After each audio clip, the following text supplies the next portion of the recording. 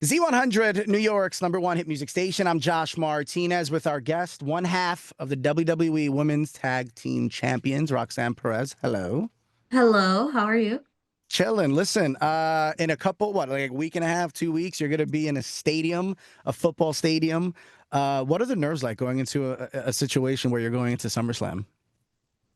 I've never been a part of SummerSlam, so I don't necessarily know yet, you know? I feel like we have a lot of stuff coming up this weekend. We have the Texas live events and Monday Night Raw in Houston, and then we have live events in Mexico, which I'm really excited for. And then the following is SummerSlam. So I feel like I need to get past these 2 weekends to really understand what I'm gonna be feeling like. But it's all been really fun. It's been a whirlwind. I'm so happy because I'm holding tag team championship gold again, you know? The Prodigy deserves to have some gold all the time. At least that's what I think, so.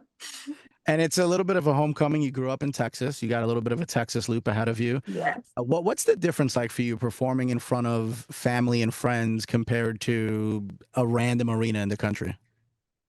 You know, it is a different feeling and it's a good feeling, especially being back in Houston. That's kind of where it all started for me. I started training there at Booker T's School Reality Wrestling when I was about 16, and I lived there for almost 3 years before getting signed to the WWE. So being able to go back there and wrestle in front of my home crowd and my family and friends, I'm really excited.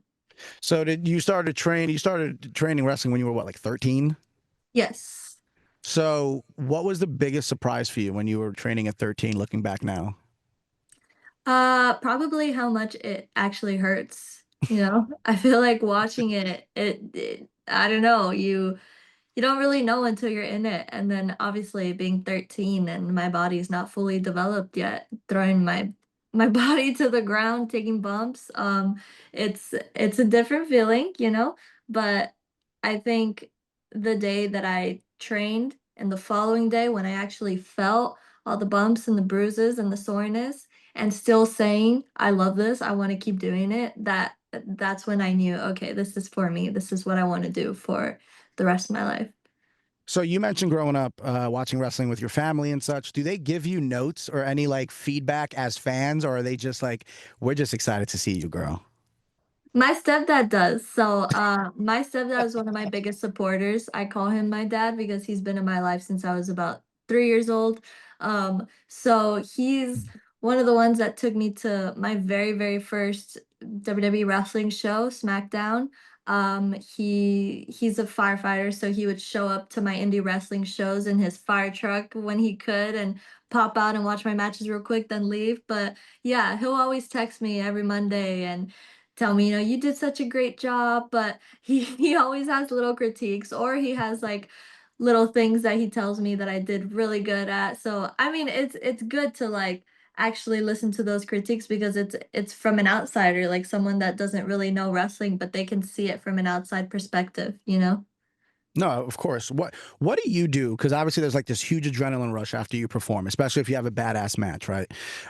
What do you do to kind of bring yourself back down to an even keel and a little bit of like a healthy manner? Yeah, I don't know. It's kind of hard because I feel like that adrenaline stays with you. Usually the following day we fly out at like 5, 6, 7 in the morning.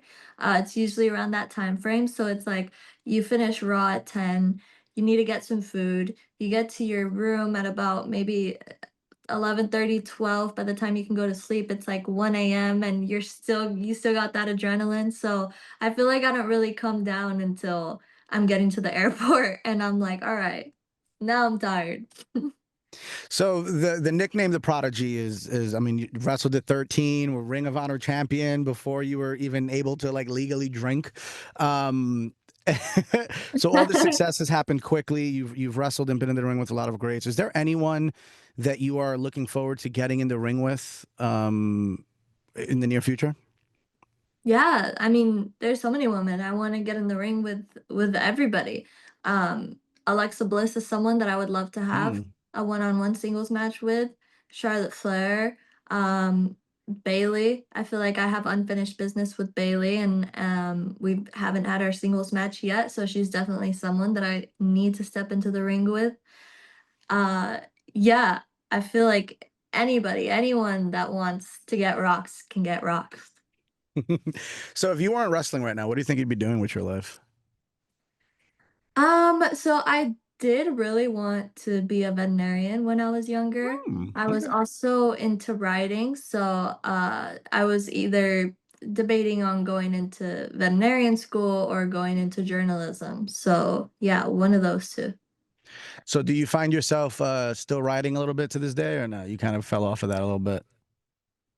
To be honest, I fell off a little bit, but I definitely need to get back on it because during my wrestling career, I do have a book that I used to write in a lot during my time at Ring of Honor, and I during my tryout for NXT for WWE, I also wrote in it a lot. But I think everything gets so busy, but I definitely need to set aside some time to continue writing in there because it's really cool to look back on. Like now I look back on the stuff that I wrote and it's like, wow, I did everything that I said that I wanted to do. And I have so many more goals. So, to one day look back and accomplish the goals that I have now would be cool. So, who has taken you under their wing since coming up to the main roster over the last few months? Who's taken you under their wing to kind of give you these pointers here and there on how everything is different when you're on Raw and SmackDown compared to NXT or even Ring of Honor?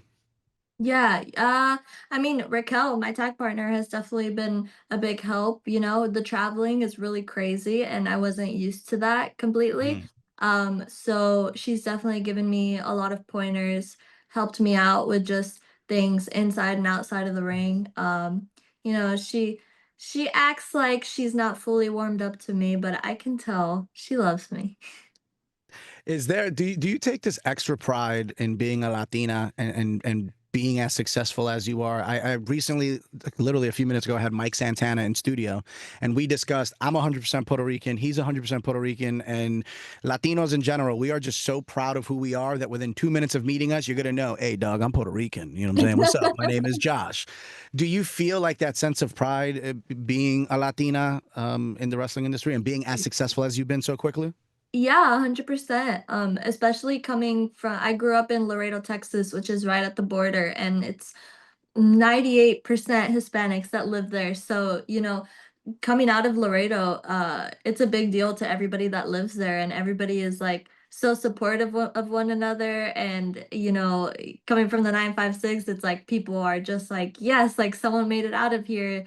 It's awesome, and I do feel a sense of responsibility and I don't know, just I'm so grateful to be able to be the one Mm. to represent because I feel like as a kid, I remember watching AJ Lee and I saw so much of myself in her, because she was Latina and she was small and she was a tomboy. And now I get to be that representation for other little kids to look up to me on the screen and be like, oh wow, she looks like me. Yeah, I can definitely do it. Cause that's what really made me feel like, okay, yeah, I think I can do that. I can be on that screen one day.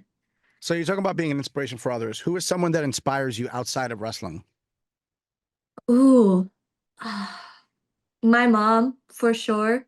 Um, she has just gone through so much in her whole life and she's come out of it stronger and stronger and stronger and she's made sure that when she was younger there was some things that she wanted to accomplish that she couldn't because of life circumstances, and Mhm. she always told us that regardless of anything that happens, whatever dream that we have, she's going to be there to support it 100%, and she's done that. So, yeah, my mom, she inspires me every day.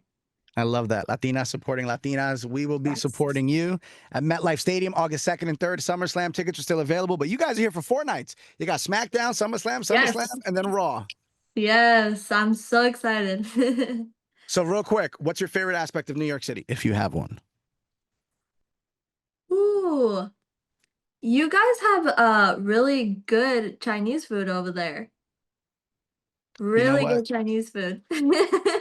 You have just surpassed Rhea Ripley as my favorite person. I just want you to know that. One more time, Roxanne Perez. We will see you here. SmackDown, SummerSlam, Raw in the area. Tickets on sale, WWE.com/events. Roxanne, good luck. Have fun in Texas with your crew, and we'll see you Thank in a you. couple weeks, girl. See you soon. Thanks for having me.